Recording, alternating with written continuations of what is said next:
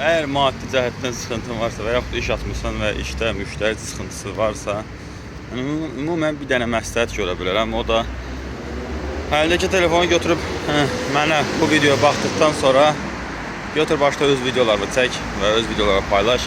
Mütləq deyil, nəsə maraqlı olasan, mütləq deyil ki, qeyri-adili olasan. Sadəcə götür çək, çünki bugünkü gündə insanların 95% sadəcə videolara baxır.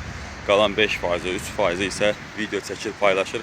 Ona görə həmin o 3%-də olandan sonra görərsən ki, ətrafın təmiz dəyişir, ətrafın böyüyür, tanışlar artır və sənə, Azərbaycanda yadımdan çıxdı, возможностlar böyüyür.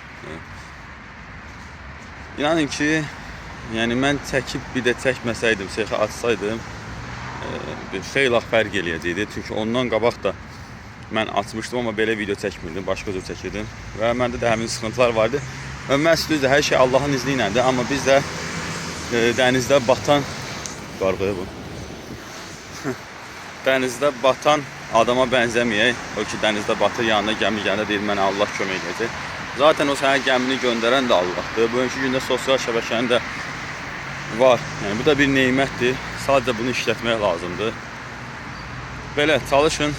Yəni, bu ən basit bir, belə deyim, tövsiyəmdir, çəkmək. Götürün əlindəki telefonu, başlayın çəkməyə və kameraya danışmağa. Məhsulunuz varsa məhsulunuz haqqında. Nə qədər çox çəksəniz, o qədər də yaxşıdır.